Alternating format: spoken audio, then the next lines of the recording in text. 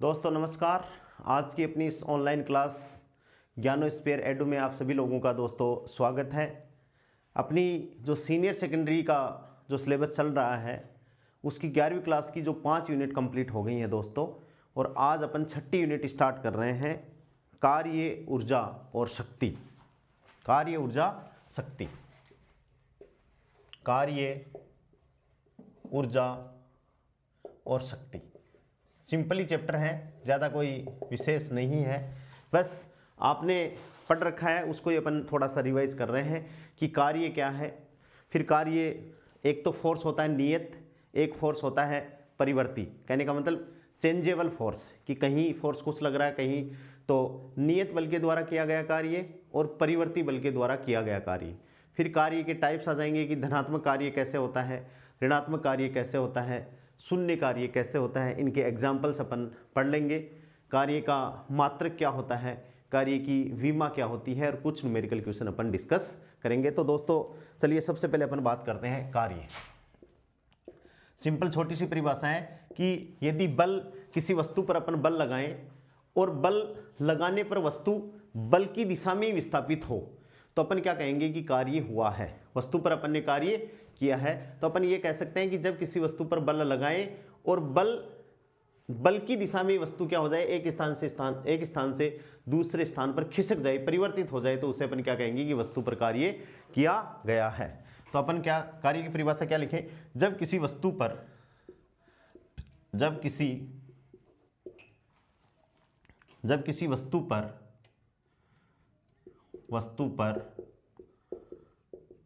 बल लगाने से विस्थापन किसी वस्तु पर बल लगाने से विस्थापन उत्पन्न हो जाए तो वस्तु पर बल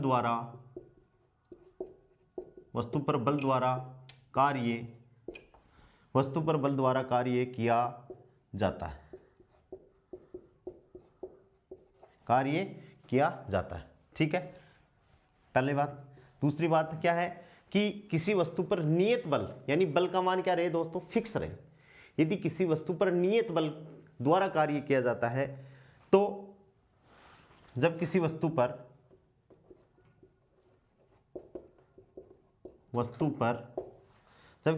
पर नियत बल द्वारा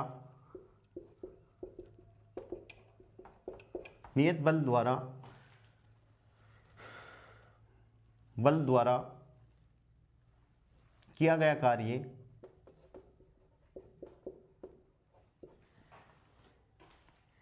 आरोपित बल तथा क्रियाकारी बिंदु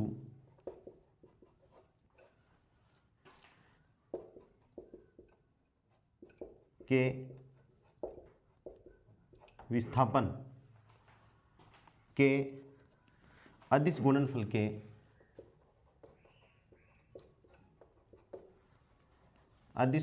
के बराबर होता है।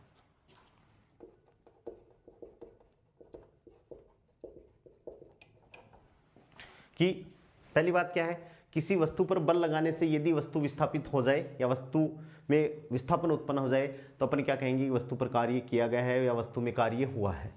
और यदि नियत बल द्वारा कार्य किया गया है तो बल यानी W इक्वल्स टू क्या हो जाएगा, बल और उस वस्तु के द्वारा जो विस्थापन है उन दोनों का अदिश गुणनफल क्या कहलाएगा दोस्तों, कार्य कहलाएगा। लेकिन ये बल का क्या मान होना चाहिए, नियत होना चाहिए।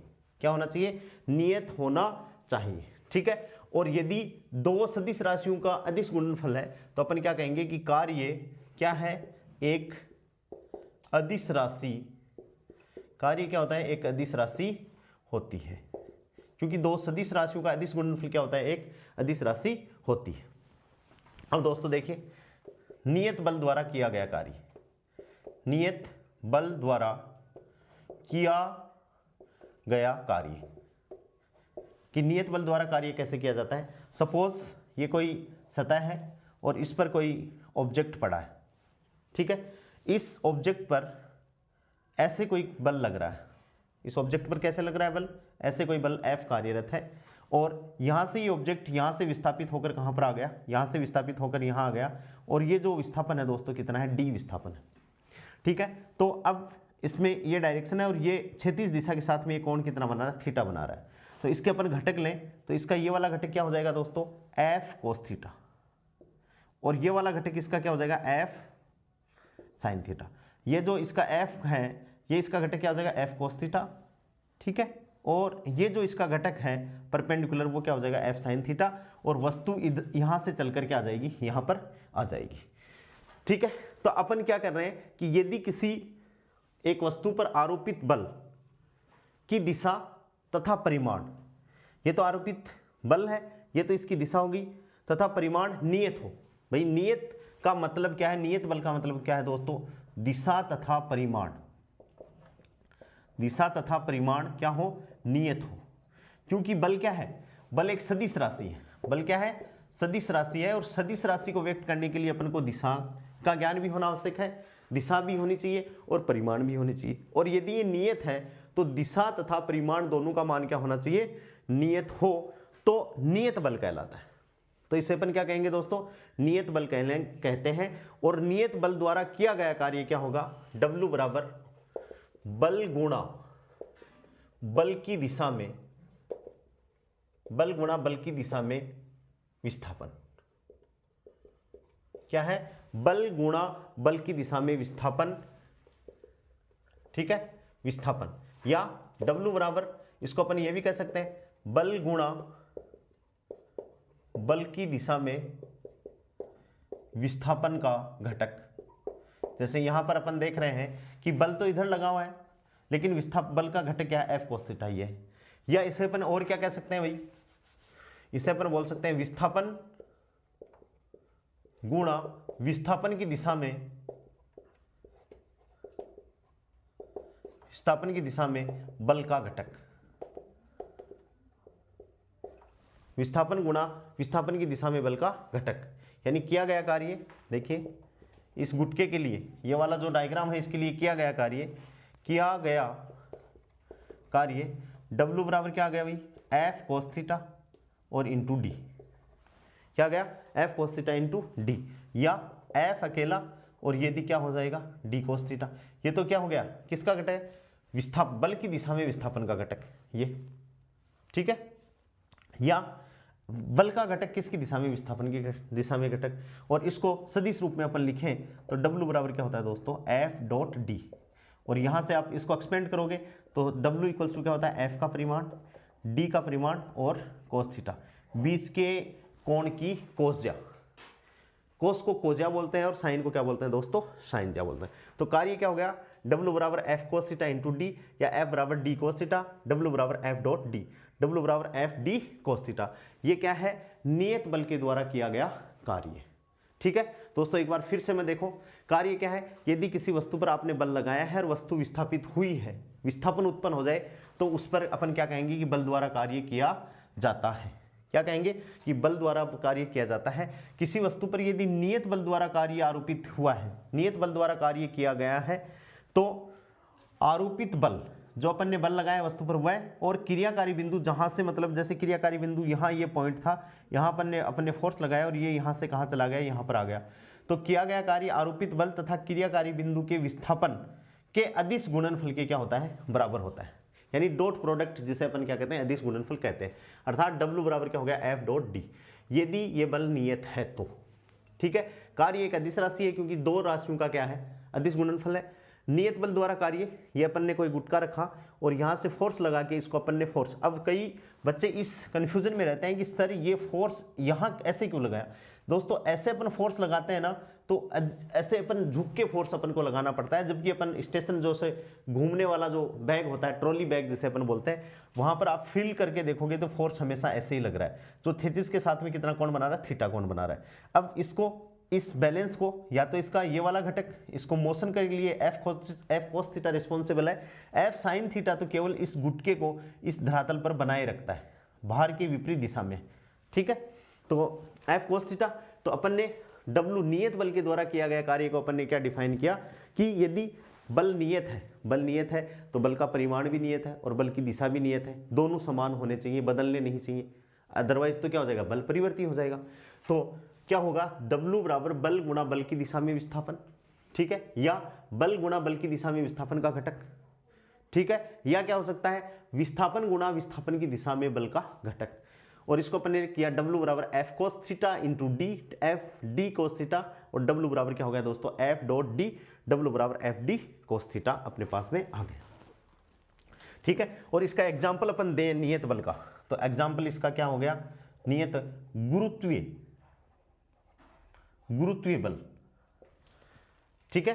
गुरुत्वीय बल का मतलब है पृथ्वी की सतह से कुछ ऊंचाई तक, पृथ्वी की सतह से कुछ ऊंचाई तक। क्यों कुछ ऊंचाई तक की क्यों है, क्योंकि बाद में पृथ्वी के गुरुत्वीय त्वरण जी के मान में भी क्या होने लग जाता है, परिवर्तन होने लग जाता है। तो गुरुत्वीय बल पृथ्वी की कुछ ऊंचाई तक क्या है, एक नियत बल है। अतः गुरुत्वीय बल द्वारा किया गया कार्य अपन क्या कहेंगे कि नियत बल द्वारा किए गए कार्य का एक उदाहरण है। तो इसका एग्जाम्पल नियत बल द्वारा किए गए कार्य का एग्जाम में आ सकता है कि नियत बल द्वारा किए गए कार्य का उदाहरण क्या है, तो आप क्या लिखोगे, गुरुत्व बल द्वारा, गुरुत्व बल द्वारा। और गुरुत्व बल भी कब, पृथ्वी की कुछ ऊंचाई तक, पृथ्वी की कुछ ऊंचाई तक। क्यों, उसके बाद में जी के मान में परिवर्तन होने लग जाता है, ये अपन पढ़ेंगे, ठीक है। तो गुरुत्व बल द्वारा किया गया कार्य के एक नियत बल के द्वारा किए गए कार्य के दोस्तों क्या है, बराबर होता है। इसका उदाहरण गुरुत्वीय बल हो गया, ठीक है। नियत बल का उदाहरण क्या है, गुरुत्वीय बल द्वारा किसी वस्तु पर किया गया कार्य नियत बल द्वारा किए गए कार्य के उदाहरण के बराबर है, ठीक है। समझ में आ रही है बातें। अब दोस्तों देखिए कि कार्य का मान है वो बल का मान है वो परिवर्तित हो रहा है।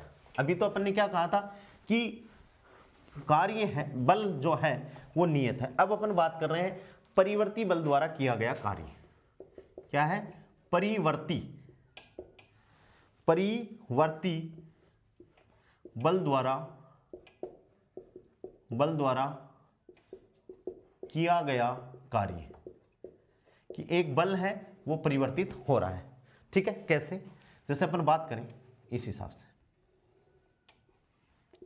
कि ये अपनी डिस्टेंस r है, दूरी, और ये बल है, और किसी वस्तु को अपन कहाँ से ऐसे मूव करवा रहे हैं, ऐसे। ये अपन मान लेते हैं कि ये वाली दो डिस्टेंस है, इस पॉइंट को अपन मान लेते हैं, कौन सा पॉइंट माने, P1 पॉइंट मान लें, या A1 मान लो, A2, P1 और ये P2, ये R1 है और ये दूरी क्या है दोस्तों, R2 है। बल है वो देखो यहाँ पर बल F की वैल्यू ये है, फिर F की वैल्यू ये है, फिर F की वैल्यू ये है, फिर F की वैल्यू ये, जैसे F की वैल्यू ये, फिर ये, फिर ये, फिर ये, फिर ये, F बार बार क्या हो रहा है, पहले यहाँ है, पहले यहाँ है, यानी बल का मान P1 से P2 तक जाने में बल क्या हो रहा है, बदल रहा है। बल बदलने का परिवर्ती बल है वो दो प्रकार से परिवर्तित हो सकता है, क्या, कि या तो क्या हो, आरोपित बल का परिमाण चेंज हो सकता है, परिमाण चेंज हो सकता है तो भी बदल जाएगा, दिशा चेंज हो सकती है तो भी बदल जाएगा, और दोनों चेंज हो जाए तो भी बल क्या हो सकता है, आरोपित बल परिवर्ती बल हो सकता है। यानी बात ये हो गई कि परिवर्ती बल को आपको बताना है तो बल का परिमाण चेंज हो सकता है तो भी बल परिवर्ती हो गया, बल की दिशा चेंज हो सकती है तो भी बल परिवर्ती हो गया, और दोनों ही चेंज हो जाए तो भी बल क्या हो जाएगा, परिवर्ती बल, यानी चेंजेबल, नियत नहीं रहता बल, ठीक है ना, चेंज है, ठीक है। अब दस किसी वस्तु को अपन को P1 से P2 तक ले जाना है, तो इसको अपन क्या कर रहे हैं, परिवर्ती बल है भाई, ये बल कैसा है, परिवर्ती बल है, और इसके द्वारा किया गया कार्य अपन को कैलकुलेट करना है, ठीक है। तो अपन परिवर्ती बल के द्वारा किसी पिंड को P1 से P2 तक क्या कर रहे हैं, विस्थापित कर रहे हैं, ठीक है। अब अपन को इस बल द्वारा किए गए कार्य की गणना भी करनी है, तो इसके लिए अपन क्या करें, P1 से P2 तक की स्थिति को अपन छोटे छोटे अल्पांशों में विभक्त कर दें ऐसे, और एक कोई भी एक पट्टी का मान लें, इसको इतनी सूक्ष्म अपन मान लें कि इसका विस्थापन तो ये क्या मान लें अपन, dr, ठीक है। विस्थापन अपन क्या मान लें दोस्तों, dr मान लें, और इस पर ये माने कि यहां से यहां तक जाने में बल का मान क्या है दोस्तों, नियत है, ठीक है। तो इस पॉइंट से इस पॉइंट तक जब कोई आएगी बल का मान क्या मान लें, अपन नियत मान लें। और इस पट्टिका के लिए अपन क्या कर लें कि एक अपन अत्यंत सूक्ष्म भागों में इसको अपन ने विभाजित कर दिया है। तो अब पिंड को इस पट्टी से यहाँ तक, यानी इस पट्टी के इस पॉइंट से इस पॉइंट तक डी आर विस्थापन देने में किया गया कार्य क्या होगा, स्मॉल होगा। डी डब्ल्यू इक्वल्स टू अपन क्या लिख देंगे, एफ डॉट डी आर। छोटे छोटे अति अल्पांश सूक्ष्म छोटे छोटे अल्पांशों में अत्यंत सूक्ष्म अल्पांशों में विभक्त कर देंगे। क्यों करेंगे विभक्त, कि भाई इस अल्पांश के लिए यानी इस पट्टिका के लिए इस बल के मान को क्या माना जा सके, नियत माना जा सके। ठीक है, और किए गए कार्य की अपन गणना कर लेंगे किसके लिए, इस पट्टिका के लिए। ठीक है, अब अपन ने किसके लिए कैलकुलेट कर लिया, इस पट्टिका के लिए कैलकुलेट कर लिया, लेकिन अपन को तो बल का मान, कार्य का मान कहाँ से, P1 से P2 तक कैलकुलेट करना है। तो अब आप जानते हो मैथमेटिक्स अपन यूज करेंगे कि DW से आपको यदि W निकालना है तो किया गया कुल कार्य हर अल्पांश में, प्रत्येक अल्पांश, देखो ये और अल्पांशों में व्यक्त कर दिया। तो ऐसे ही, तो या तो अपन एक अल्पांश के लिए निकाल लें, वो हो गया W1, फिर दूसरे अल्पांश के लिए निकाल लें, फिर वो हो गया W2, फिर तीसरे अल्पांश के फिर W3, और ऐसे ही यदि बहुत अति सूक्ष्म हो तो योग समेशन किस में कन्वर्ट हो जाता है, समाकलन में कन्वर्ट हो जाता है। तो यहाँ से अपन W निकाल लें तो W इक्वल्स टू क्या हो जाएगा, इंटीग्रेशन कहाँ से कहाँ भाई, P1 से P2 तक, और F डॉट डी आर हो जाएगा। कहाँ से कहाँ तक हो जाएगा, F डॉट डी आर हो जाएगा। और यहाँ से अपन ने इसकी पोजीशन कितनी ले रखी है भाई, इंटीग्रेशन किसके रिस्पेक्ट में है, आर के रिस्पेक्ट में है। तो आर की यदि अपन लिमिट दें, जैसे इसके स्थिति सदिश अपन मान लें मूल बिंदु ये R1, और उसका क्या मान लें अपन R2, या R1 ये दूरी और ये क्या है R2 है। तो स्थिति सदिश अपन जब मान लें तो ये क्या हो जाएगा R1 से R2, और ये क्या हो जाएगा F डॉट टी आर। ये क्या हो जाएगा, परिवर्ती बल के द्वारा किया गया कार्य, यह आ जाएगा। ठीक है, अब ये जैसे इसमें क्या है, छुपे हुए हैं, कैसे कैसे, कार्टेशियन कोऑर्डिनेट छुपा हुआ है। अब जैसे मान लो किसी पार्टिकल को आपको ऐसे मूव करवाना है ए से बी तक, ठीक है, आप इस पे बल लगा रहे हो, बल की जो डायरेक्शन है, हर डायरेक्शन में, जैसे ये वाला है, ये इसके विस्थापन की दिशा है ds, और इस पे अपन ने बल लगा दिया ऐसे, और दोनों के बीच का कोण कितना मान लिया अपन ने, ये मान लिया f। ठीक है, और वस्तु को a से b तक अपन को ले जाना है, तो ये क्या होगा, परिवर्ती बल के द्वारा किया गया कार्य ही होगा।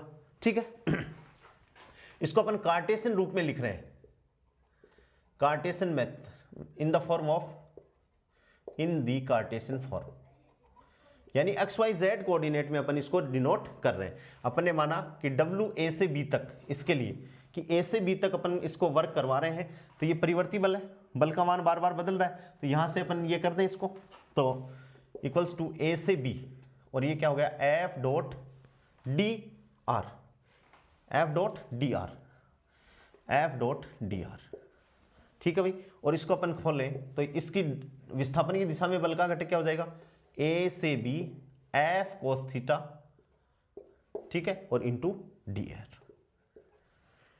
ठीक है, अब देखो घटकों के रूप में, घटकों के रूप में या लंबवत घटकों के रूप में, F एक सदिश राशि है, बल एक सदिश राशि है, तो अपन F को कैसे रिप्रेजेंट कर सकते हैं भाई, F x I cap plus F Y J cap plus F Z K cap. इसका मतलब ये हो गया कि एक्स एक्स डायरेक्शन में बल का जो घटक है वो एफ एक्स है, जे कैप डायरेक्शन में बल का जो घटक है वो जे कैप है, और जेड डायरेक्शन में बल का जो घटक है वो एफ जेड है। ऐसे ही D R equals to D X I cap, ठीक है भाई, plus D Y J cap plus D Z K cap. तो W A B integration A से बी, और ये क्या हो गया, मान रख दें अपन, तो F x I cap plus F Y J cap plus F Z K cap dot D X I cap, ठीक है, plus D Y J cap plus D Z K cap. ठीक है, और ये अपन कर दें अलग अलग, इंटीग्रेशन क्या हो जाएगा भाई, हाँ, अब ये x के a से b है, अब देखो एफ एक्स डी एक्स, तो इसका मतलब ये विस्थापन क्या आ गया, एक्स ए से एक्स बी, एक्स की लिमिट ही आ गई, एक्स पे डिपेंडेंट है। उसके बाद में इंटीग्रेशन वाई ए से क्या आ जाएगा, वाई बी, क्योंकि वाई ये क्या हो जाएगा, एफ वाई डी वाई, और फिर क्या हो जाएगा जेड ए से जेड वी एफ जेड, और क्या हो जाएगा डी जेड। इस हिसाब से बल के कार्तीय निर्देशांक पद्धति में या एक्स वाई जेड घटक में बल का मान आ गया। कौन सा बल है ये, परिवर्ती बल है। ए से बी तक जब अपन किसी वस्तु को ले जा रहे हैं तो बल का घटक अपन इस हिसाब से लिखेंगे। एक इसका तरीका ये हो गया है। अब दोस्तों देखिए, ग्राफ यदि अपन बनाए, बल और एफ में ग्राफ बनाए, तो बल और दूरी में ग्राफ बनाए, तो उस ग्राफ के अंडर जो क्षेत्रफल आएगा वो किसको बताएगा दोस्तों? कार्य को बताएगा। ठीक है, तो नेक्स्ट है आरेख ही रूप में, आरेख ही रूप में कार्य की गणना। आरेख ही रूप में कार्य की गणना। कार्य की रूप क्या है कि जैसे मान लो ये फोर्स और दूरी में ये एफ है और ये डिस्टेंस आर है। मैं अपन ग्राफ बना रहे हैं और ग्राफ आ गया ऐसे। ये पॉइंट क्या है P1 और ये पॉइंट क्या है P2। यहाँ से अपन ने इस पे परपेंडिकुलर डाल दिया। ये P1 से P2 तक का क्या है? कोई ग्राफ है। ठीक है, इसमें अपन ने P1 P2 ये N और ये M नाम दे दिया, और इस पे अपन ने अल्पांश में इसको विभक्त कर लिया, और एक अल्पांश के लिए अपन कार्य की गणना कर लेंगे और फिर सारे को क्या कर देंगे? समाकलन कर देंगे। ठीक है, ये इसकी पोजीशन दूरी है, तो ये R1 पोजीशन का और ये R2। P1 और P2 से कोई पार्टिकल जा रहा है, यानी मूल बिंदुओं के सापेक्ष इनकी स्थिति सदिश वो क्या है? R1 से प्लस R2। ठीक है, और ये जो चौड़ी अल्पांश जो पट्टी का वानी है ये क्या है दोस्तों? DR है। तो अब एक पट्टी को करने में किया गया कार्य क्या मानेंगे अपन? जैसे DW इक्वल्स टू अपन बात करें तो यहां पर ये F डॉट इसको अपन क्या मान लेते हैं? DR इसको, और ऐसी अनेक पट्टियों में अपन विभक्त कर दें, और कहां से कहां तक? P1 से P2 तक। तो W equals to integration P1 से P2। ठीक है, और इसको अपन क्या कर दें? DW बराबर इंटीग्रेशन P1 से P2 और F डॉट DR, या इसको अपन क्या लिख दें? R1 से R2 F डॉट DR। ठीक है, या अपन और क्या कर दें? बराबर ये क्या होगा? Area under the F R graph and R axis, यानी ये ग्राफ और ये आर एक्सिस के बीच का जो क्षेत्रफल है, यानी P1 P2 NM का क्षेत्रफल। यहां से भी आप क्या कर सकते हो? कार्य की गणना कर सकते हो। यह है आलेखीय या आरेखीय कोई ग्राफ है, बल और दूरी में ग्राफ है, तो बल तो क्या हो जाएगा? लंबाई। दूरी तो क्या होगी? ये तो होगी लंबाई, और ये होगी चौड़ाई। लंबाई गुणा चौड़ाई एक आयत हो गया, तो पूरे का क्या हो गया? पूरे का क्षेत्रफल, और ये क्या आ जाएगा? Area under the curve. ठीक है। हाँ, ध्यान से अपन को ये देखना है, यहां जो इंपॉर्टेंट बात है वो ये है कि इसके लिए जब area under the upon curve करें, ठीक है, यहां से बल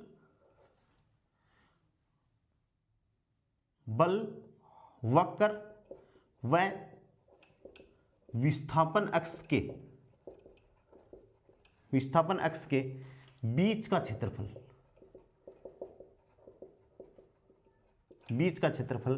किए गए कार्य के बराबर होता है। किए गए कार्य के बराबर होता है। ठीक है। हाँ, दूसरी बात, यहां जब भी अपन ग्राफ की आलेखीय विधि से कार्य कैलकुलेट कर रहे हैं तो अपन को ये बात मान के चलनी पड़ेगी कि बल है वो विस्थापन की दिशा में है। ठीक है, यहां जब अपन कैलकुलेट कर रहे हैं तो यहां अपन को ये माननी पड़ेगी कि बल तथा विस्थापन समान दिशा में है। क्या मान के करनी पड़ेगी? कि बल तथा विस्थापन समान दिशा में है, और यदि समान दिशा में नहीं है बल तथा विस्थापन, तो अपन को दोनों समान दिशा में नहीं है, तो बल के घटक F cos थीटा तथा विस्थापन R, बल के घटक F cos थीटा व विस्थापन R के मध्य ग्राफ खींचना होगा। ध्यान रखना बात को, जब ये ग्राफ खींचा गया है तब अपन मान रहे हैं कि बल तथा विस्थापन एक ही दिशा में ले लेंगे, और नहीं ले तो इसका मतलब क्या है कि बल F cos थीटा और R के मध्य ग्राफ खींच के फिर अपन कैलकुलेट करेंगे। लेकिन जब भी अपन कार्य की गणना करेंगे तो बल तथा विस्थापन या बल का घटक तथा विस्थापन दोनों क्या होने चाहिए? एक ही डायरेक्शन में होने चाहिए। इस बात का आप ध्यान रखोगे। ठीक है। अब दोस्तों देखिए, अपन बात करते हैं किए गए कार्य की प्रकृति। किए गए कार्य की प्रकृति, नेचर ऑफ किए गए कार्य की प्रकृति की नेचर कैसे, कार्य की नेचर कैसे।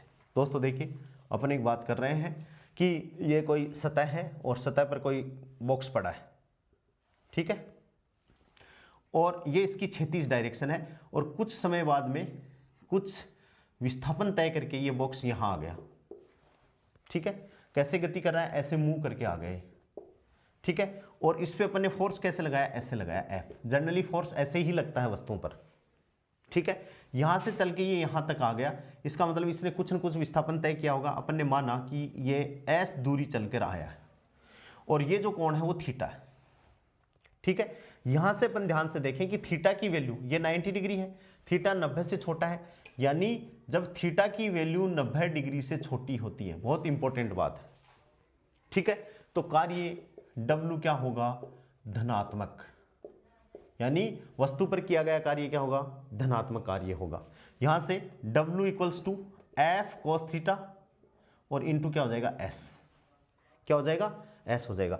या अपन ये कह सकते हैं कि यदि, पहली बात, दूसरी बात क्या है, थीटा लेस देन 90 डिग्री, यानी न्यून कोण किसके बीच में, बल तथा विस्थापन के बीच में, किसके बीच में, बल और विस्थापन के बीच में कोण कितना हो, न्यून कोण हो, 90 डिग्री से छोटा हो, कोण क्या हो, 90 डिग्री से छोटा हो, तो कार्य कैसा होगा, कार्य धनात्मक होगा, कार्य कैसा होगा, धनात्मक। इसमें अपन सबसे पहली प्रकृति कर रहे हैं डिस्कस, धनात्मक कार्य के लिए। किसके लिए डिस्कस कर रहे हैं, धनात्मक कार्य के लिए। तो अपन को याद रखना है कि इसका ये घटक, भाई बल का ये घटक तो क्या हो गया, F sin थीटा, और ये वाला घटक क्या हो गया, F cos थीटा। तो ये बल का घटक विस्थापन की दिशा में F cos theta into S। तो अपन ये कहते हैं कि जब थीटा का मान 90 डिग्री से कम है तो वस्तु पर किया गया कार्य कैसा होगा, धनात्मक होना है, और होगा कितना, W बराबर F cos theta into S, ठीक है। धनात्मक कार्य प्रदर्शित करता है, कार्य कैसा होगा, धनात्मक कार्य प्रदर्शित करेगा। और धनात्मक कार्य का मतलब क्या है कि बाह्य बल, इसका मतलब क्या है, बाह्य बल वस्तु की, बाह्य बल वस्तु की गति में, वस्तु की गति में क्या करता है, सहयोग करता है, सहयोग करता है। यानी कार्य धनात्मक का मतलब क्या है कि जो बल लगा हुआ है वो वस्तु को यहां से यहां तक लाने में क्या करता है, सहयोग करता है, क्या करता है, सहयोग, साथ रहता है, ठीक है। कैसे, इसके एग्जाम्पल क्या क्या हो सकते हैं। सबसे पहला एग्जाम्पल क्या है, जब वस्तु गुरुत्व के अधीन, जैसे कैसे कि जैसे ये कोई वस्तु है और ये नीचे गिर रही है, ठीक है, गुरुत्व बल द्वारा किया गया कार्य धनात्मक है। देख लो बल किधर लग रहा है, नीचे की तरफ। तो जब वस्तु गुरुत्व के अधीन स्वतंत्रता पूर्वक नीचे गिरती है, नीचे गिरती है, तो बल भी इसी डायरेक्शन में, विस्थापन भी इसी डायरेक्शन में, थीटा बराबर क्या हो गया, 0 डिग्री, और थीटा बराबर 0 डिग्री है तो गुरुत्व द्वारा किया गया कार्य कैसा होगा, धनात्मक होगा, ठीक है। समझ गए बात को। जब वस्तु गुरुत्व के अधीन स्वतंत्रता पूर्वक किसी ऊंचाई से नीचे गिर रही है तो बल भी इधर ही है, विस्थापन भी इधर ही है, दोनों के बीच में थीटा बराबर कितना हो गया, 0 डिग्री, तो किया गया कार्य कैसा होगा दोस्तों, धनात्मक होगा, ठीक है। एक तो ये हो गया। दूसरी बात क्या है, जब स्प्रिंग को खींचा जाता है, जैसे ये स्प्रिंग है और इसको खींचा जाता है तो ये तो खिंचाव बल और इधर ही विस्थापन। तो जब दूसरा एग्जाम्पल क्या है इसका, कि जब स्प्रिंग को खींचा जाता है तो खिंचाव बल तथा विस्थापन दोनों एक ही दिशा में है, इसलिए खिंचाव बल द्वारा किया गया कार्य क्या होगा, धनात्मक होगा। तो धनात्मक कार्य क्या हुआ कि जब थीटा की वैल्यू 90 डिग्री से छोटी हो, न्यून कोण हो, और उस टाइम में बल है वो गति में क्या प्रदान करता है, सहयोग प्रदान करता है। इसके एग्जाम्पल क्या है कि गुरुत्व बल द्वारा किसी वस्तु को अपन गुरुत्व बल द्वारा छोड़ें, स्वतंत्रता पूर्वक गिरने दें, तो क्या होगा, थीटा बराबर 0 डिग्री, थीटा बराबर 0 डिग्री होगा तो कार्य धनात्मक होगा। एक, जैसे स्प्रिंग को खींचा अपन ने तो खिंचाव बल भी इधर ही है और विस्थापन भी इधर ही है, दोनों एक ही डायरेक्शन में होने के कारण स्प्रिंग द्वारा किया गया या बल द्वारा किया गया कार्य दोस्तों क्या होगा, धनात्मक होना है, ठीक है। ऐसे ही अपन डिफाइन कर रहे हैं ऋणात्मक कार्य।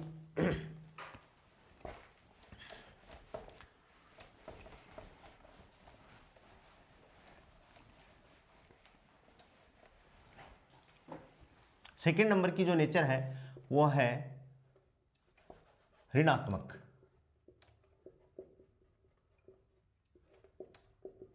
ऋणात्मक कार्य, ठीक है। ऋणात्मक कार्य का मतलब क्या हो गया भाई? कार्य तो क्या है, जैसे मान लो ये ऑब्जेक्ट है, ये है वस्तु, और अपन को खिसकाना तो किधर है इसको, विस्थापन तो अपन को चाहिए इस डायरेक्शन में, और बल किधर लग रहा है, इस डायरेक्शन में, यानी ऐसे, यानी थीटा। तो थीटा क्या है, ग्रेटर देन फ्रॉम 90 डिग्री। तो theta is greater than from 90 degree, तो कार्य कैसा होगा, कार्य ऋणात्मक।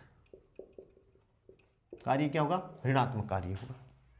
कार्य कैसा हो गया, ऋणात्मक कार्य। गति किधर हो रही है, गति इधर हो रही है, ठीक है। तो W बराबर क्या है दोस्तों, F S cos theta. W बराबर क्या है, एफ एस कोस थीटा। दूसरी बात क्या है, यदि थीटा इक्वल्स टू 90 डिग्री है तो कार्य क्या होगा, कार्य ऋणात्मक होगा। और ऋणात्मक कार्य का मतलब क्या है कि बल की दिशा वस्तु की गति का क्या करती है, विरोध करती है। ऋणात्मक का मतलब क्या है कि बल की दिशा वस्तु की गति का क्या करती है, विरोध करती है। क्या करती है दोस्तों, कि बल की जो दिशा है वो वस्तु की गति का क्या कर रही है, विरोध कर रही है। तो अपन इसको क्या कहेंगे, ऋणात्मक कार्य करेंगे। कैसे, इसके एग्जाम्पल अपन देखें तो पहला एग्जाम्पल तो इसका क्या है, पहला एग्जाम्पल कि कोई वस्तु है उसको अपन ऊपर की तरफ फेंक रहे हैं, ठीक है। किधर फेंक रहे हैं, ऊपर की तरफ फेंक रहे हैं, गुरुत्व बल के विरुद्ध फेंक रहे हैं, ठीक है। गुरुत्व बल नीचे की तरफ है, वस्तु को अपन ऊपर की तरफ फेंक रहे हैं, तो बल और विस्थापन के बीच का कोण कितना है, 180 डिग्री। 180 डिग्री का मतलब कोस 180 डिग्री -1, यानी किया गया कार्य क्या होगा, ऋणात्मक होगा, ठीक है। समझ गए। तो पहला एग्जाम्पल तो ये हो गया। दूसरा अपन एग्जाम्पल क्या देख सकते हैं दोस्तों, घर्षण। जैसे मान लो ये ब्लॉक है और इसको अपन आगे की तरफ मूव कर रहे हैं, तो ये F पीछे की तरफ लगेगा, तो विस्थापन तो आगे की तरफ।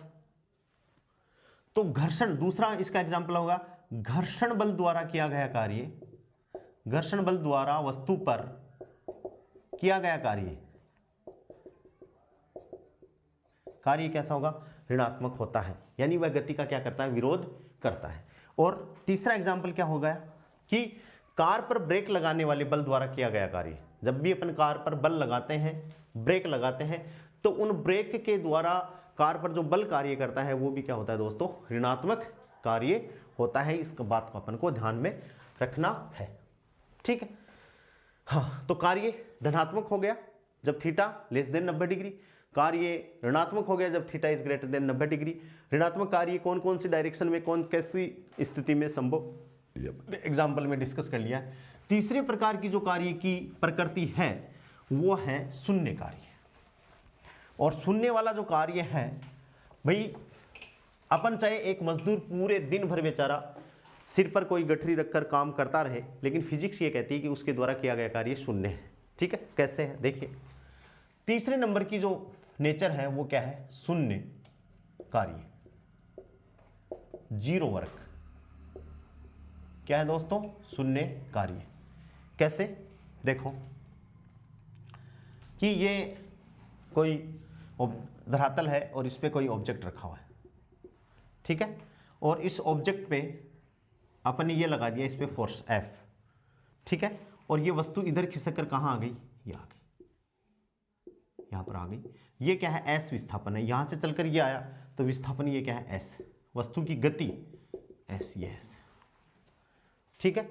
थीटा बराबर कितना है, थीटा बराबर यहाँ पर 90 डिग्री है। थीटा बराबर यहाँ पर 90 डिग्री है बल और S में। ये बल का घटक नहीं है, बल खुद है, ठीक है। थीटा बराबर 90 डिग्री, तो किया गया कार्य बराबर क्या है, शून्य। थीटा बराबर 90 डिग्री है तो किया गया कार्य शून्य। कार्य अपन जानते हैं W बराबर एफ एस कोस थीटा, ये होता है। और थीटा बराबर 90 डिग्री है तो देख लो W equals to F S cos 90 degree, और कोस 90 डिग्री बराबर 0, यानी इंप्लाइज दैट W बराबर क्या हो गया, 0, ठीक है। अब कार्य ये तो हो गया शून्य। अब कार्य कितने प्रकार से शून्य हो सकता है, ठीक है। देखो कैसे, किया गया कार्य शून्य किया गया कार्य शून्य होगा। If and only if. कैसे?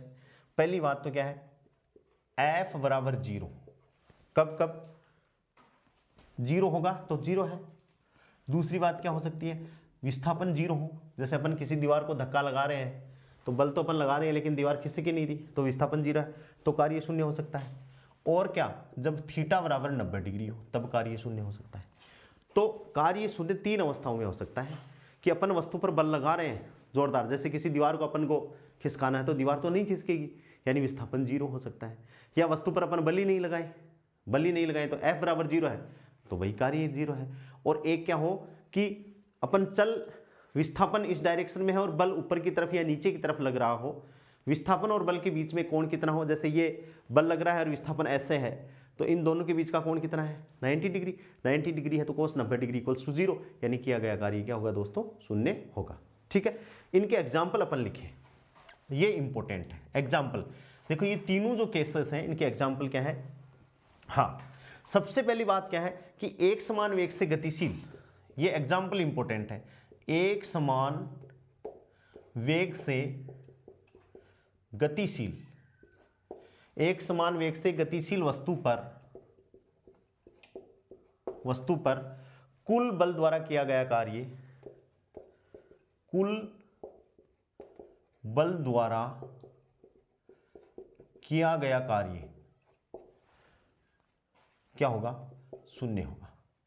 एक समान वेग से कोई वस्तु, एक समान वेग से गतिशील कोई वस्तु है, वेग समान है तो त्वरण जीरो है, वेग समान है तो त्वरण जीरो है, तो त्वरण जीरो है तो F बराबर ma से जीरो है। ठीक है, दूसरा इसका केस क्या हो सकता है, कण पर कुल बल शून्य हो, कण पर कुल बल शून्य हो,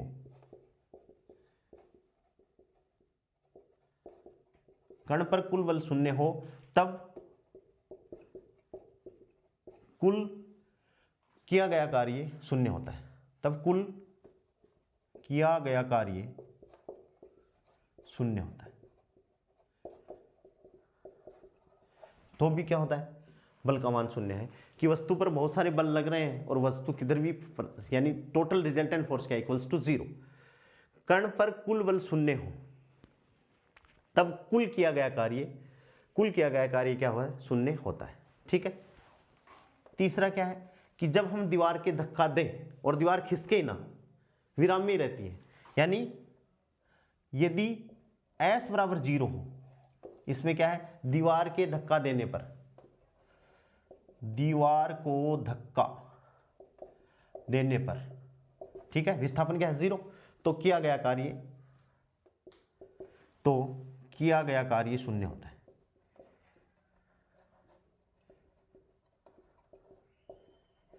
ठीक है, हाँ। चौथी बात, नेक्स्ट बात है कि जब लोलक दोलन गति करता है, कैसे, ये जैसे पेंडुलम है और ये दोलन गति करता है ऐसे, ठीक है, तो जब लोलक दोलन गति करता है तब तनाव बल द्वारा, अब तनाव कहाँ लग रहा है, यहां लग रहा है डोरी में, ये रहा, लोलक गति ऐसे कर रहा है ऐसे, बल किधर लग रहा है ऐसे, थीटा बराबर कितना हो गया 90 डिग्री, तो तनाव बल ये टेंशन ऊपर की तरफ, विस्थापन इधर, तो थीटा बराबर 90 डिग्री, तो किया गया कार्य क्या होगा, शून्य होगा। तो ये भी अपन लिख सकते हैं कि जब लोलक दोलन गति करता है, जब लोलक दोलन गति करता है तब तनाव बल द्वारा किया गया कार्य, तनाव बल द्वारा किया गया कार्य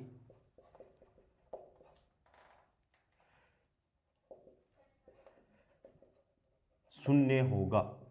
तनाव बल द्वारा किया गया कार्य क्या होगा दोस्तों, शून्य होगा। ठीक है, नेक्स्ट, जब इलेक्ट्रॉन क्या करता है, नाभिक के चारों ओर वर्ताकार कक्षा में मूव करता है, ये नाभिक है और इलेक्ट्रॉन ऐसे मूव करेगा ऐसे, तो ये क्या है, आकर्षण बल, और इलेक्ट्रॉन की मोशन है ये टेंजेंट टू द क्या होती है, कर्व होती है ऐसे, यहाँ इस पॉइंट पे आ जाएगा तो ये इलेक्ट्रॉन के वेग की दिशा, विस्थापन की दिशा, और ये क्या है भाई, बल की दिशा।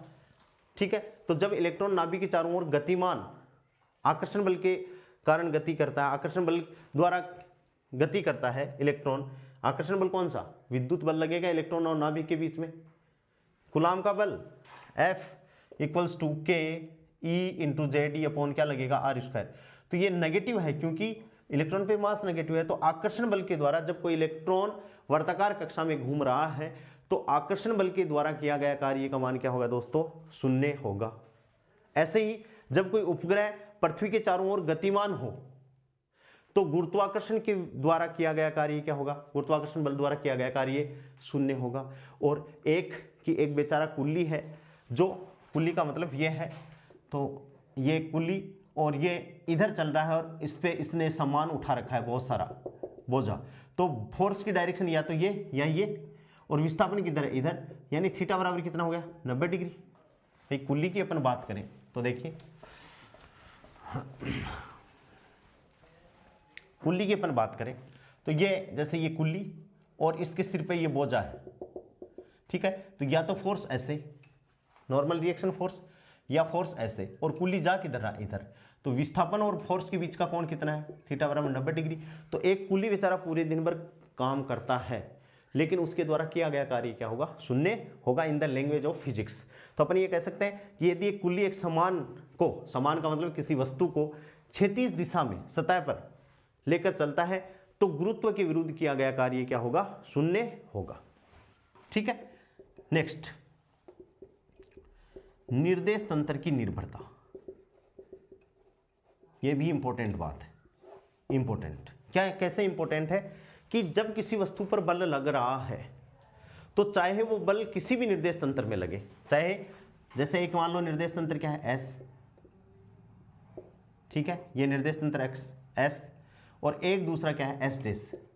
बल चाहे F यहां हो चाहे बल F यहां हो, बल किसी वस्तु पर लगे हुए बल का मान निर्देश तंत्र की स्थिति पर निर्भर नहीं करता है।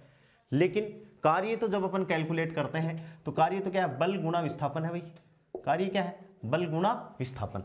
तो निर्देश तंत्र की बात अपन करें कि बल का मान निर्देश तंत्र की स्थिति पर निर्भर नहीं करता। चाहे आप ट्रेन में बैठे हो, चाहे आप स्टैंड पर खड़े हो, धरातल पर खड़े हो, बल का मान ट्रेन में भी उतना ही लग रहा है क्योंकि बल का मान निर्देश तंत्र की स्थिति पर निर्भर नहीं करता, निर्देश तंत्र पर निर्भर करता ही नहीं है।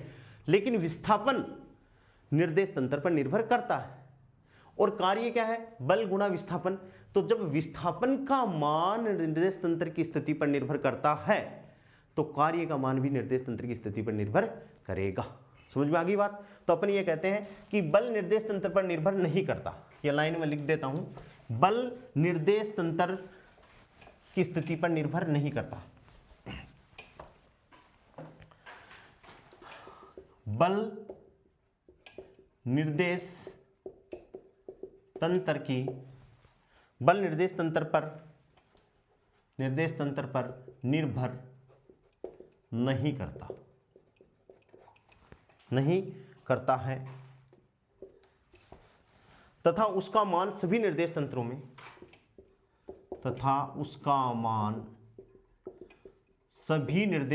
में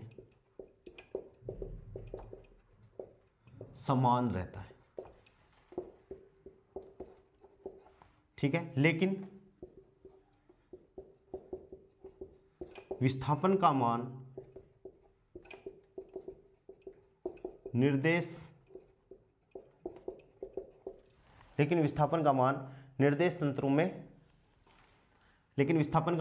तंत्र पर निर्भर करता है।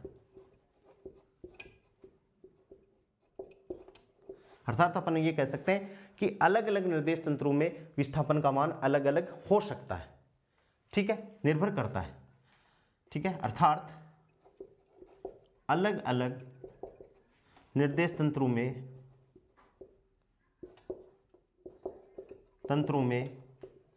विस्थापन का मान अलग अलग हो सकता है, ठीक है ना। इसलिए बल द्वारा किया गया कार्य भी,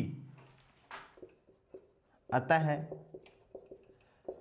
बल द्वारा, अच्छी बात है, इंपॉर्टेंट क्वेश्चन है, अतः बल द्वारा किया गया कार्य भी निर्देश तंत्र पर निर्भर करेगा। अतः बल द्वारा किया गया कार्य भी निर्देश तंत्र पर निर्भर करेगा। ये बात बहुत इंपॉर्टेंट है कि बल का मान निर्देश तंत्र पर निर्भर नहीं करता। चाहे निर्देश तंत्र समान वेग से गतिशील हो, चाहे त्वरित वेग से गतिशील हो, चाहे कैसे भी गतिशील हो, बल का मान समान रहेगा। लेकिन विस्थापन का मान, दोस्तों अपन आगे जाके मैकेनिक्स में पढ़ते हैं गैलीलियन ट्रांसफॉर्मेशन और Lorentz transformation, x dash equals to x minus v t, y dash equals to y, z dash equals to z dash, t dash equals to t, ऐसा रूपांतरण समीकरण पढ़ते हैं। तो विस्थापन का मान depends on the inertial frame of reference या फ्रेम ऑफ रेफरेंस। लेकिन बल का मान अपन पढ़ेंगे कि बल का मान क्या रहता है, अलग अलग निर्देश तंत्रों में बल का मान निश्चित रहता है। लेकिन कार्य तो क्या है, बल गुणा विस्थापन। तो विस्थापन यदि निर्देश तंत्र पर निर्भर करेगा तो कार्य भी निर्देश तंत्र पर निर्भर करेगा। सीधी सी बात ये होगी। ठीक है, इसका एग्जाम्पल अपन कहें कि जैसे एक व्यक्ति, कोई व्यक्ति है, वो सूटकेस को लिफ्ट में लेके जा रहा है। ठीक है भाई, तो जब सूटकेस को वो लिफ्ट में लेके जा रहा है तो वह अपने कोरस्पॉन्डिंग सूटकेस को देख रहा है। तो सूटकेस क्या है, विरामावस्था में, यानी सूटकेस का विस्थापन क्या है, शून्य है। ठीक है, और धरती पर खड़ा व्यक्ति उस आदमी को लिफ्ट में वो जाते हुए देख रहा है, तो उसको क्या लग रहा है, उसको सूटकेस का विस्थापन शून्य नहीं मिलता। उसको ऐसा लग रहा है कि भाई सूटकेस भी क्या हो रही है, विस्थापित हो रही है। ठीक है ना, तो वहां पर कार्य होगा, वहां पर कार्य शून्य नहीं होगा। जबकि लिफ्ट वाले आदमी के लिए सूटकेस के कारण क्या होगा, कार्य का मान क्या होगा, शून्य होगा। ठीक है, अब कार्य के मात्रक, मात्रक क्या है भाई, कार्य क्या है, W बराबर F इंटू डी। F बराबर क्या है भाई, MA। MA का मतलब किलोग्राम, M का किलोग्राम, मीटर प्रति सेकंड स्क्वायर, यही है भाई। ठीक है, ठीक है, और ये मीटर, MA kg मीटर प्रति सेकंड स्क्वायर, ये हो गया। और इसको अपन क्या कहते हैं, न्यूटन। बल का मात्रक क्या है, सीधा सीधा, एक तो ये हो गया, ये भी मात्रक बल का न्यूटन हो गया, और ये क्या हो, न्यूटन इंटू मीटर, क्या हो गया, न्यूटन इंटू मीटर, या KG metre square upon second square. ठीक है, एक कई बार न्यूटन पर मीटर स्क्वायर को अपन दोस्तों बोलते हैं जूल।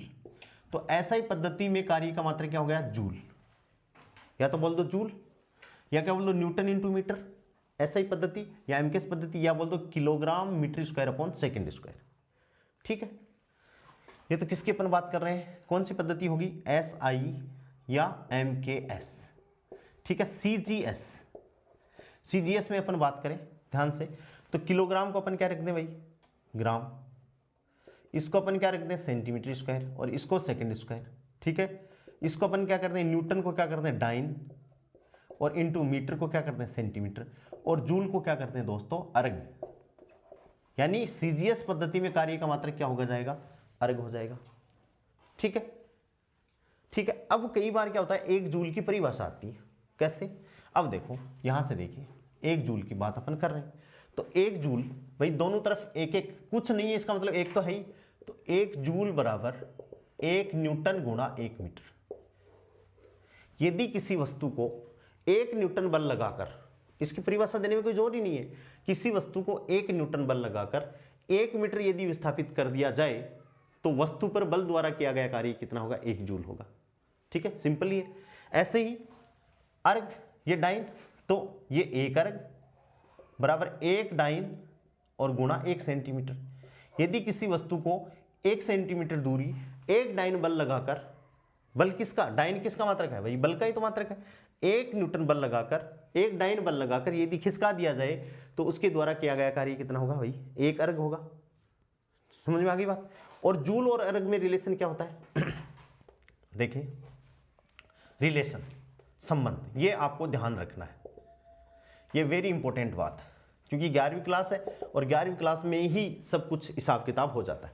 1 जूल बराबर, ध्यान देना, 1 जूल बराबर 10 की पावर कितनी, 7 अर्ग, याद रखेंगे, 1 जूल बराबर 10 की पावर 7 अर्ग। तो इसको अर्ग में चेंज करें तो 1 अर्ग बराबर 10 की घात माइनस 7 जूल। दोस्तों आप ऐसे याद रखोगे कि जैसे ही अपन एमकेएस से सीजीएस में, सीजीएस से एफईएस में आते हैं तो परिमाण बढ़ जाता है। जैसे 1 जूल, फिर अर्ग आए, अर्ग का मतलब अर्ग छोटा परिमाण का है, इसलिए उसको बराबर करने के लिए 10 की पावर 7 का गुणा कर दिया। ठीक है, 1 जूल बराबर 10 की घात 7 अर्ग, और 1 अर्ग निकाला तो 10 की पावर 7 का अपने भाग दे दिया यहां पर, ऊपर गया तो ये क्या हो गया 10 की घात -7 जूल।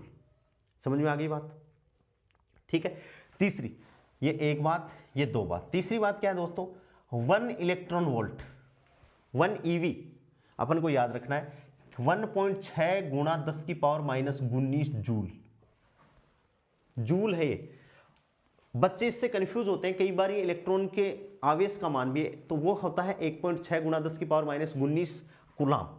और 1 इलेक्ट्रॉन वोल्ट का मतलब क्या है, देखिए ध्यान से, 1 ईवी का मतलब है, 1 ईवी का मतलब 1 ई गुणा 1 वोल्ट, यानी किसी इलेक्ट्रॉन को 1 वोल्ट का विभवांतर अपन दे दें तो उसमें जो एनर्जी आ जाती है, जो ऊर्जा आ जाती है, उसको अपन क्या कहते हैं 1 इलेक्ट्रॉन वोल्ट। क्या कहते हैं 1 इलेक्ट्रॉन वोल्ट कहते हैं।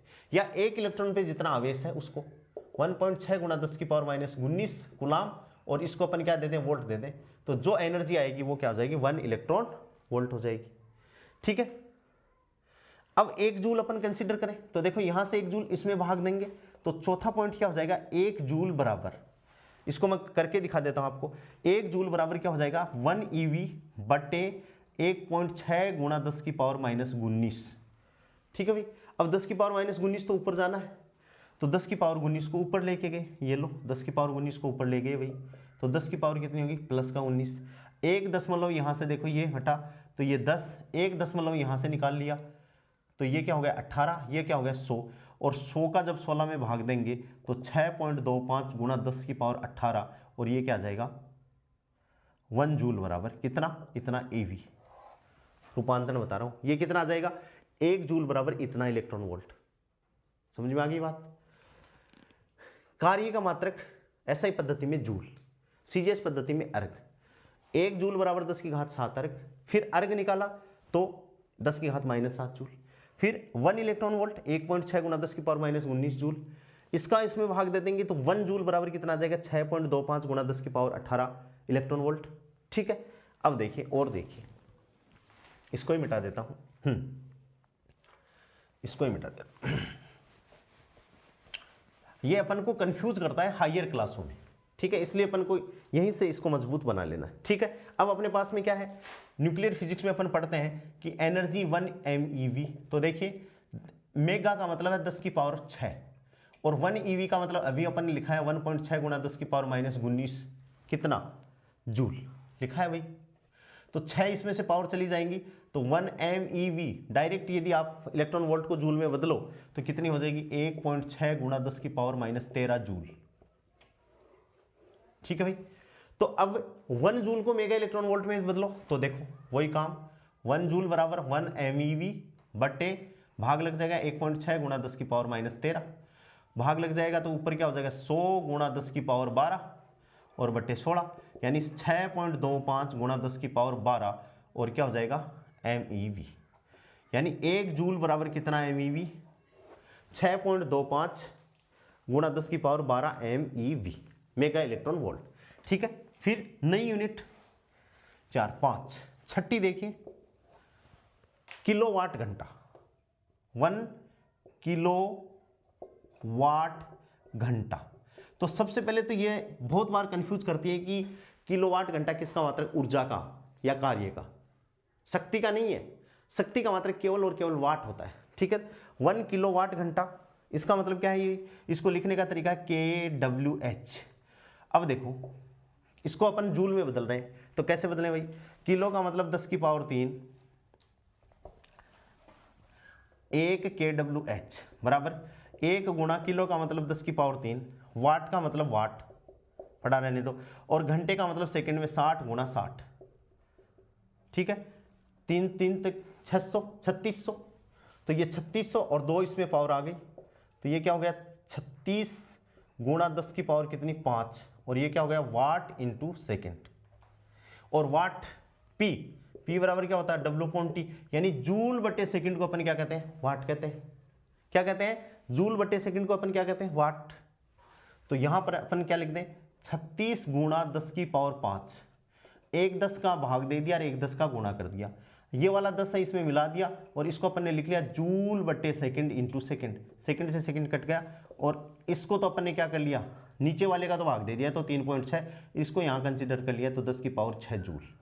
तो आपको 1 kWh 1 किलोवाट घंटा, इस 1 किलोवाट घंटा को अपन क्या कहते हैं, ऊर्जा की व्यापारिक यूनिट।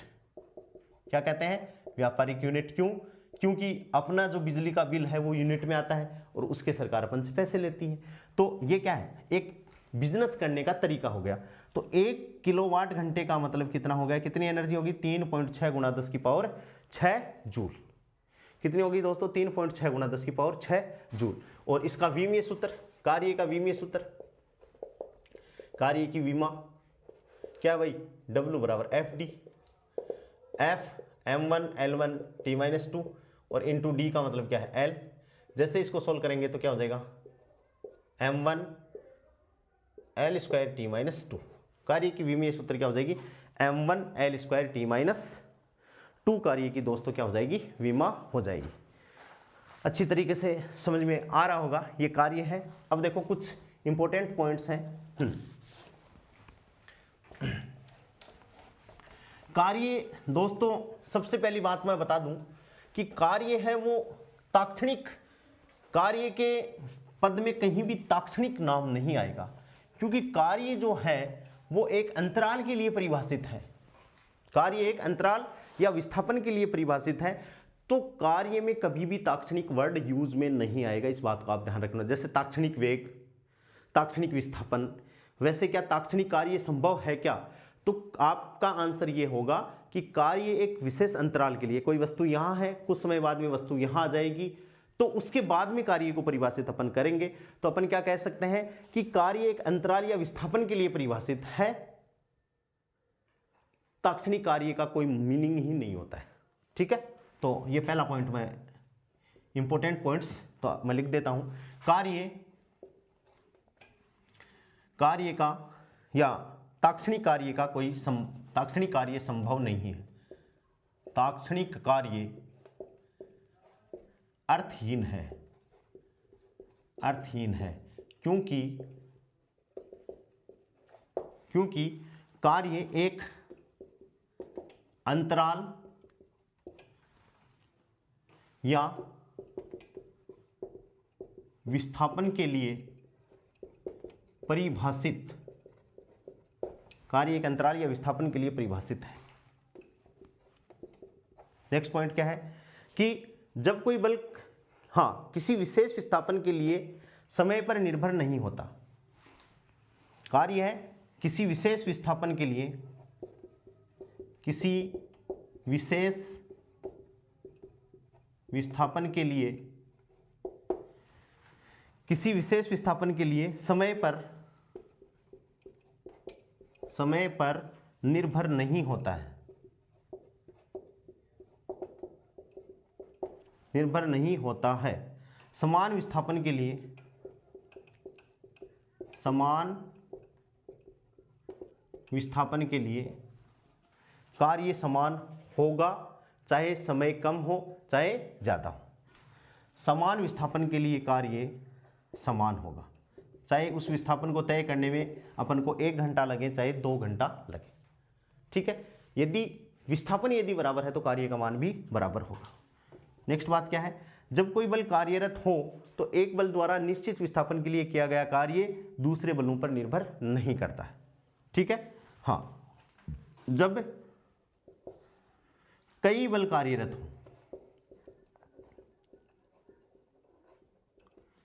हो तो एक बल द्वारा निश्चित विस्थापन, एक बल द्वारा निश्चित विस्थापन के लिए, एक बल द्वारा निश्चित विस्थापन के लिए किया गया कार्य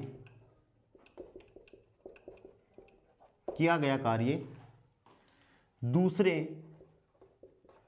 बलों पर निर्भर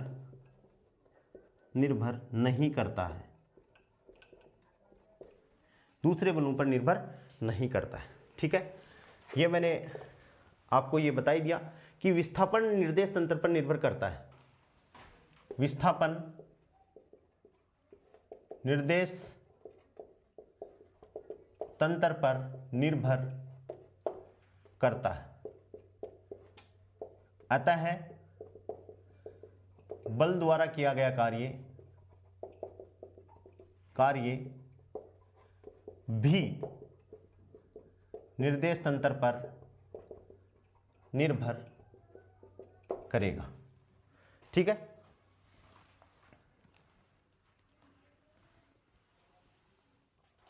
ठीक है।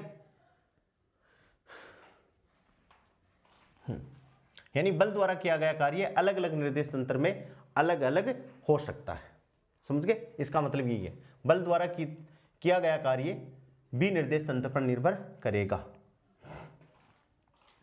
हाँ, स्रोत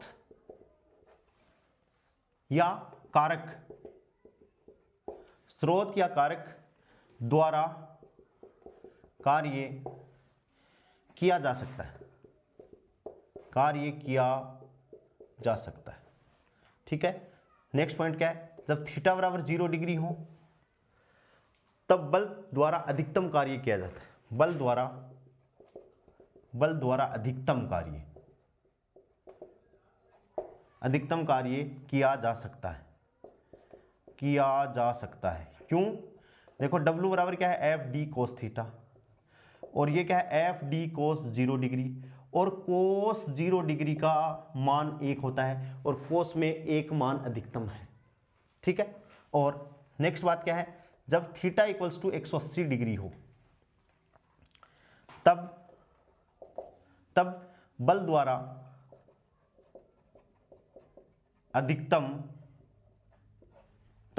अधिकतम ऋणात्मक कार्य किया जाता है। अधिकतम ऋणात्मक कार्य किया जाता है। जब थीटा की वैल्यू 0 डिग्री हो तो बल द्वारा अधिकतम कार्य किया जा सकता है, और जब थीटा की वैल्यू 180 डिग्री हो तब बल द्वारा अधिकतम ऋणात्मक कार्य किया जा सकता है। ये थोड़ी बातें कार्य के बारे में हुई, और अपना जो कार्य था, जो अपने चैप्टर स्टार्ट किया था, कार्य, ऊर्जा और शक्ति, उसमें कार्य अपना क्या हो गया? फिनिश हो गया। इसके ऊपर न्यूमेरिकल देखिए, कैसे न्यूमेरिकल अपन करते हैं। कार्य, सिंपल सी बात है कि कार्य W बराबर F dot d cos theta, और जो बातें हैं कि कार्य धनात्मक हो सकता है, कार्य ऋणात्मक भी हो सकता है, और कार्य शून्य भी हो सकता है, उनके एग्जाम्पल हैं। और कार्य की विमा यह है, कार्य का मात्रक यह। क्वेश्चन देखिए, क्वेश्चन नंबर 1 क्या है? एक स्थिति आश्रित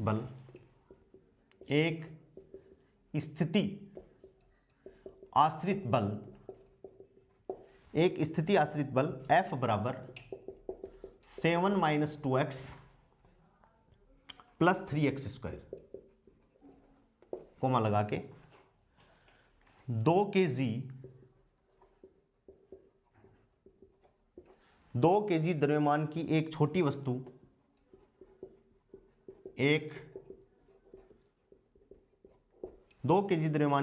वस्तु पर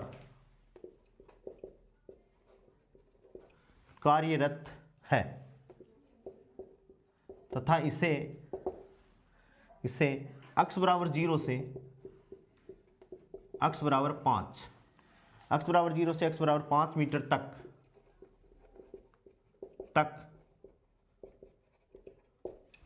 विस्थापित करता है। किया गया कार्य ज्ञात करो। ठीक है, बहुत सिंपल है। अपन डेफिनेशन जानते हैं। W लिमिट दे रखी है x1 से x2 f dx। ठीक है, f का मान रख दें।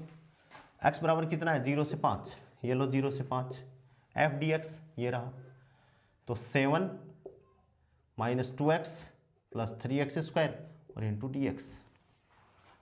ठीक है भाई, बराबर। ठीक है, क्या हो गया? समाकलन कर रहे हैं, लिमिट अपन को दे दी, तो 7x - 2x स्क्वायर अपॉन 2, ठीक है, प्लस 3x की पावर 3/3, और लिमिट क्या? 0 से 5। ठीक है भाई, upper limit minus lower limit, lower limit तो 0, सब में x है तो 0, अपर लिमिट रखो, तो 7 × 5 = 35 माइनस 5 × 25 भाई, x की जगह 5 रखेंगे, और प्लस 3 से 3 कट गया, तो 5 × 25 = 25, 125। ठीक है, 25 चले गए तो क्या हो गया 135 और जूल, 135 जूल इसका आंसर आ गया। यानी अपन को 2 kg जो द्रव्यमान दे रखा है वो केवल और केवल कंफ्यूज करने के लिए दे रखा है। और इतने सरल कई बार क्वेश्चन आता है, अपन क्या है, अपन इतना हाई दिमाग लगा देते हैं कि भाई ये तो नहीं होगा। क्यों? क्योंकि अपन तो ये सोचते हैं कि यार इतना सरल थोड़ी देगी आरपीएससी, ठीक है। लेकिन आपको जनरल ही दिमाग लगाना है, प्रेशर तो लेना ही नहीं है। हालांकि चाहे मैं कितना ही बोल दूं कि प्रेशर नहीं लेना है, प्रेशर तो आता ही है, लेकिन आपको इस हिसाब से तैयार होना है कि प्रेशर होते हुए भी ये क्वेश्चन अपना गलत नहीं होना चाहिए। और दोस्तों प्रेशर इतना भयंकर आ जाता है कि ये जोड़ अपन ने जोड़ा है ना, ये भी गलत हो जाता है। और जो एक खास बात हो रही है कि जो अपना ऑप्शन आता है ना वो वहाँ 4 में से पक्का मिलता है, ठीक है। तो देखिए नेक्स्ट क्वेश्चन, क्वेश्चन नंबर 2। हाँ, दूसरा क्वेश्चन है कि 0.5 kg 0.5 kg द्रव्यमान वाले 0.5 kg द्रव्यमान वाले पानी के गिलास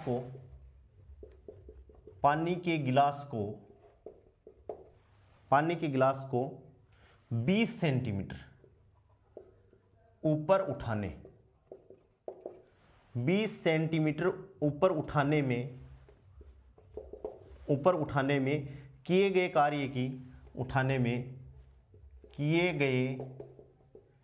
कार्य की गणना करो।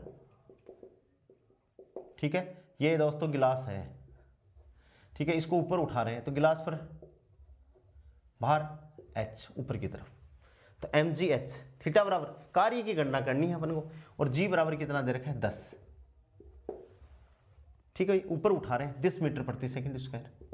तो W बराबर क्या हो गया, कार्य बराबर बल गुणा विस्थापन, बल गुणा विस्थापन का मतलब क्या हो गया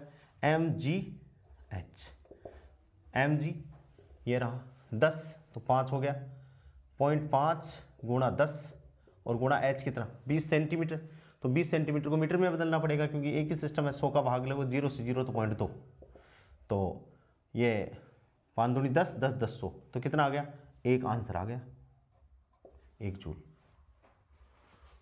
ठीक है, बहुत सिंपल सा है, ज़्यादा दिमाग लगाना ही नहीं है, सीधा सीधा आंसर आ गया। ठीक है, क्वेश्चन नंबर 3 देखिए। क्वेश्चन नंबर 3 क्या है, 20 केजी द्रव्यमान की 20 केजी द्रव्यमान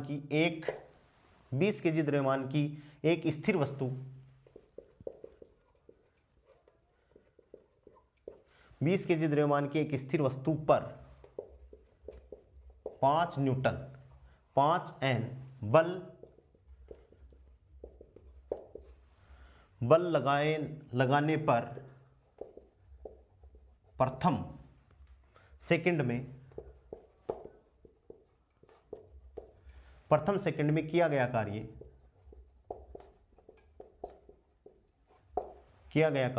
ज्ञात करो। अच्छा क्वेश्चन है, वेरी गुड, बहुत इंपॉर्टेंट। 20 केजी द्रव्यमान की एक स्थिर वस्तु, दोस्तों इंपॉर्टेंट बात है स्थिर वस्तु, इसका मतलब U = 0 है, पर 5 न्यूटन बल लगाने पर, बल का मान दे रखा अपन को, प्रथम सेकंड में किया गया कार्य अपन को कैलकुलेट करना है।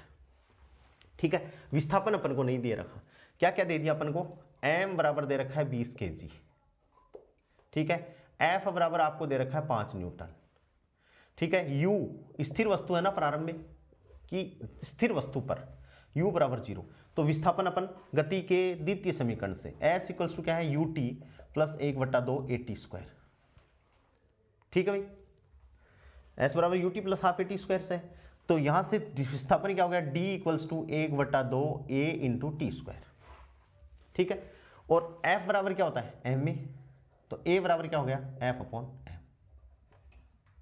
ठीक है भाई, तो यहां से ये क्या हो गया 1/2 F/m और इंटू t², ठीक है, t बराबर 1 दे रखा है आपको, टाइम जो समय दे रखा है वो कितना दे रखा है आपको 1 सेकंड में, प्रथम सेकंड।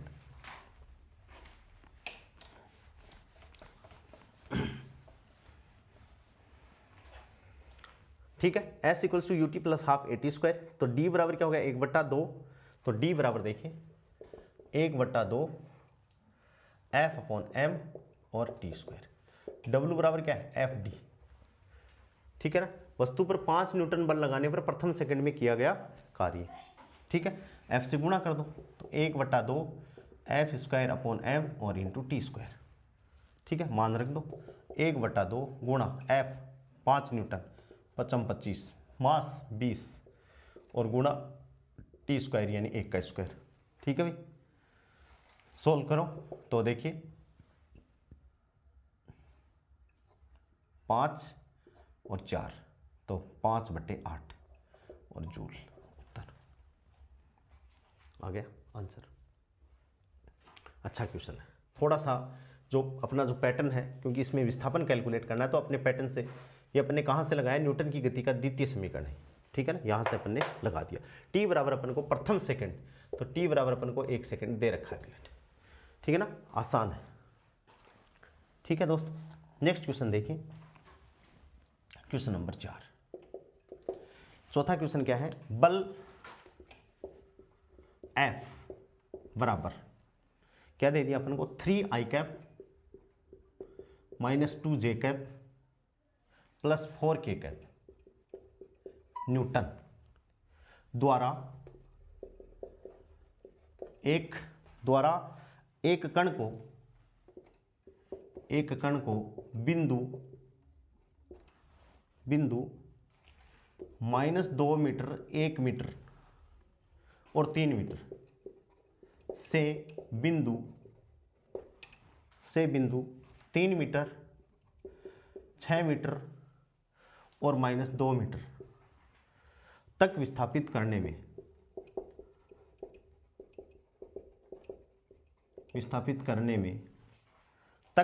करने में किया गया कार्य ज्ञात करें। ठीक है, तो R1 देखिए, ये क्या है R1 क्या है दोस्तों, -2i cap plus 2j cap, ठीक है, और प्लस 3k कैप। ऐसे ही R2 equals to 3i cap plus 6j cap और माइनस का 2k कैप। विस्थापन अपन को चाहिए डेल्टा R, तो R2 माइनस R1 बराबर क्या भाई, इसका सेम, तो i कैप सेम से सेम घटा दिया अपन ने। ठीक है, सेम से सेम,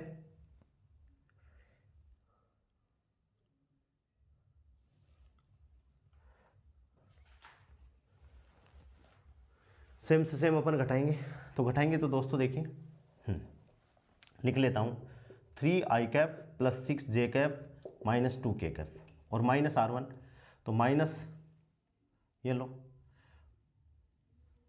माइनस ये रहा और माइनस ये रहा, तो plus 2i cap minus j cap और माइनस 3k कैप बराबर, तो देखो 5i कैप हो जाएंगे, 5j कैप हो जाएंगे और माइनस 5k कैप हो जाएंगे। ठीक है, यदि इस क्वेश्चन को आपने ढंग से नहीं किया तो आप यही गलती कर दोगे विस्थापन निकालने में। ठीक है, तो ये अपना विस्थापन आ गया। अब अपन जानते हैं क्या कि W बराबर क्या है, F dot delta R। F आपको दे रखा है 3i cap minus 2j cap plus 4k cap dot 5i cap plus 5j cap और plus minus 5k cap. Same जो इकाई सदिश हैं उनके गुणांकों को मल्टीप्लाई करना है, तो 5 × 15 माइनस 5 × 10 और माइनस 5 × 4 = 20, तो कितना हो गया भाई 5 माइनस का 15 और जूल, यानी कार्य कैसा हो गया, ऋणात्मक कार्य हो गया। ठीक है, सिंपल हो गया। नेक्स्ट क्वेश्चन देखिए दोस्तों, हाँ क्वेश्चन नंबर 4 हो गए। चौथा क्वेश्चन भी जोरदार है, अच्छा है।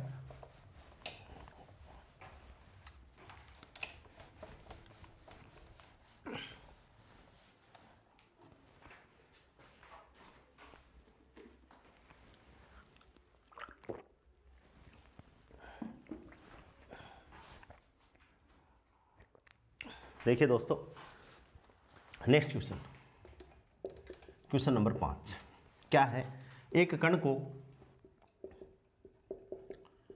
बिंदु, एक कण को बिंदु 001 मीटर से 1 मीटर, 1 मीटर और 2 मीटर तक विस्थापित किया जाता है, तक विस्थापित किया जाता है, जिस पर एक साथ कई बल आरोपित हैं।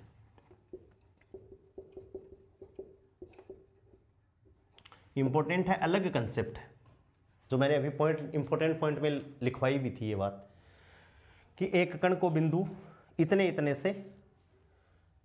इतने तक विस्थापित किया जाता है, जिस पर एक साथ कई बल आरोपित हैं। उनमें से दो बल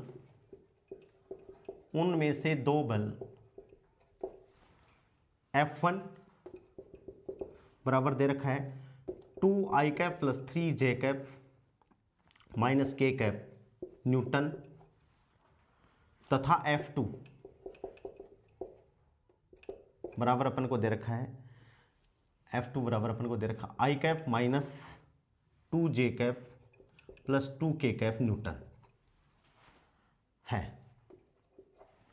इन दोनों बलों द्वारा किया गया कार्य, इन दोनों बलों द्वारा किया गया कुल कार्य ज्ञात कीजिए। ठीक है, तो सबसे पहले तो अपन जानते हैं W बराबर F डेल्टा R विस्थापन, तो विस्थापन अपन निकाल लें R2 माइनस R1 से, वहीं से निकाल लेंगे। और W बराबर दोनों बल हैं, तो W बराबर क्या हो गया F1 प्लस F2 और डेल्टा R, दोनों बल लग रहे हैं। ठीक है, अब इनको तो F1 प्लस F2 को तो जोड़ दें, तो सेम क्वांटिटी जुड़ जाएगी। देखो जोड़ा तो कितना हो गया 3i cap F1 plus F2 plus ये प्लस का 3j, वो माइनस का 2j, तो प्लस का j कैप, ये माइनस का k कैप और वो प्लस का 2k कैप प्लस का k कैप। ठीक है, डॉट डेल्टा R देखो ध्यान से, ये i कैप प्लस भाई 0i कैप 0j कैप और प्लस k कैप, और ये क्या है i cap plus j cap और plus 2k cap. Delta R को चाहिए अपन को तो R2 माइनस R1, इसमें से ये घटाना है, तो क्या हो गया भाई i में से 0 जाएगा तो i कैप बचेगा, j में से 0 जाएगा तो j कैप बचेगा, और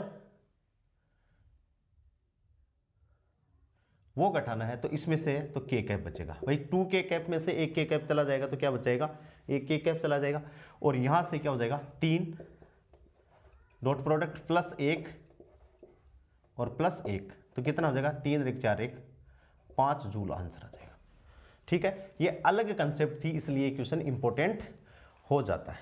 ठीक है दोस्तों, बाकी अपन चैप्टर खत्म होने के बाद में क्वेश्चन करेंगे ही। बहुत अच्छे से मैंने आपको चीज़ें समझाई हैं, इसको आप सिंगल में या 1.5 गुने में करके देख लेंगे तो बहुत अच्छे से आपको ये समझ में आ जाएगा। आज के लिए इतना ही, बहुत अच्छे से अपना सिलेबस चल रहा है। आप लोगों से मेरी रिक्वेस्ट है कि जो बच्चा कॉलेज में पढ़ रहा है वो भी चैनल को सब्सक्राइब कर सकता है, क्योंकि कॉलेज की किताबें मैं पढ़ाऊँगा, क्वांटम अपनी चल रही है।